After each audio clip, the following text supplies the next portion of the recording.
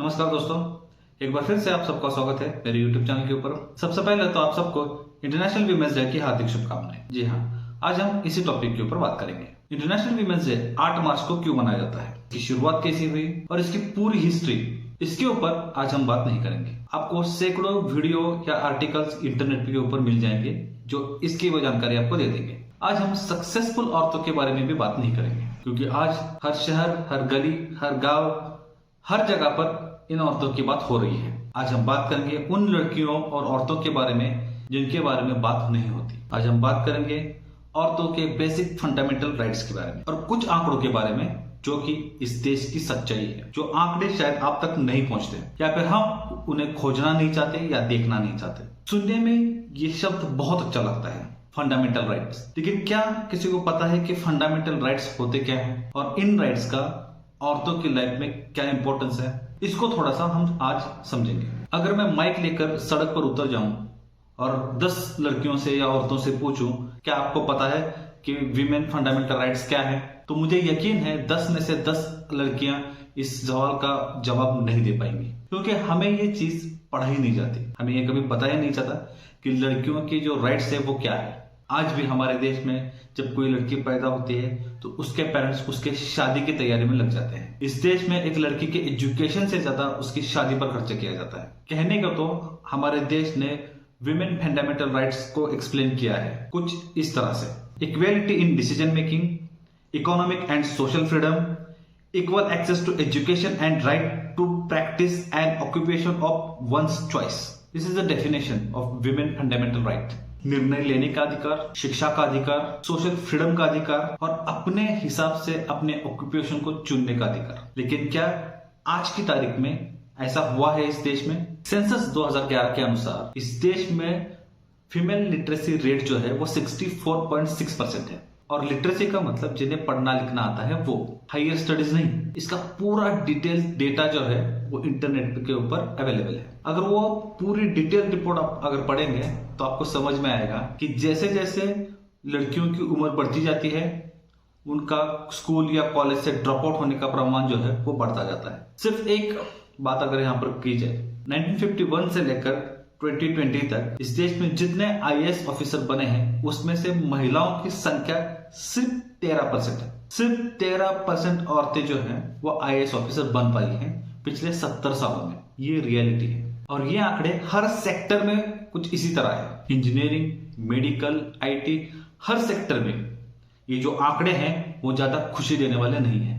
आज इस देश में जब विमेंस डे को सेलिब्रेट किया जा रहा है तो सेलिब्रेट किया जा रहा है कुछ औरतों के सक्सेस को। मैं ये नहीं कहना चाहता कि उन औरतों के सक्सेस को सेलिब्रेट नहीं करना चाहिए, वो बहुत अच्छी बात है, लेकिन बात होनी चाहिए हर एक लड़की के स्ट्रगल के बारे में। वैसे तो डेफिनेशन में इक्वेलिटी की बात की गई है। क्या ये इक्वेलिटी एग्जिस्ट करती है? क्या हम लड़का और लड़की को एक ही नजर से देख पाते हैं? कितनी % लड़कियां हैं इस देश में जिनको अपना जीवन साथी चुनने का अधिकार है? ये सारे सवाल मैटर करते हैं और ये सारे सवाल पूछे जाने चाहिए। बात सिर्फ सक्सेस की नहीं है, बात एग्जिस्टेंस की है। मैक्सिमम लोगों को लगता है कि विमेंस डे का मतलब होता है कि विमेन सक्सेस को सेलिब्रेट करना। नहीं, ये बहुत गलत चीज है। विमेंस डे का मतलब होता है कि every girl matters, every women matters. उनके एग्जिस्टेंस को सेलिब्रेट करना सबसे ज्यादा इंपॉर्टेंट चीज है आज की तारीख में। सक्सेस एक बाय प्रोडक्ट है और इसको नापना बहुत आसान है। अगर कोई लड़की पुलिस बन जाती है या कलेक्टर बन जाती है या इस देश की प्रेसिडेंट बन जाती है तो वो सक्सेसफुल होती है। ये बहुत आसान है समझने के लिए, लेकिन जितनी लड़कियां सक्सेसफुल होती हैं उससे कहीं ज्यादा लड़कियां हर साल इस देश में domestic violence, rape, acid attack की शिकार बनती हैं। इसके ऊपर मैंने एक वीडियो बनाया था जब ये श्रद्धा वारकर मर्डर केस हुआ था उस वक्त। उसमें मैंने सारे स्टैटिस्टिक्स दिए हुए हैं, तो अगर आपको वो वीडियो देखना है तो उसकी लिंक मैंने डिस्क्रिप्शन में डाली हुई है, वहां जाइए, उस वीडियो को देखिए। वो आंकड़े दिल दहलाने वाले हैं। मैं ये वीडियो इसलिए नहीं बना रहा क्योंकि मुझे विमेंस डे सेलिब्रेशन से प्रॉब्लम है। लड़कियों का एजुकेशन, उनकी शादी का डिसीजन, उनके ऑक्यूपेशन का डिसीजन, ये सारी चीजें मैटर करती है और इसकी शुरुआत हर घर से होनी चाहिए।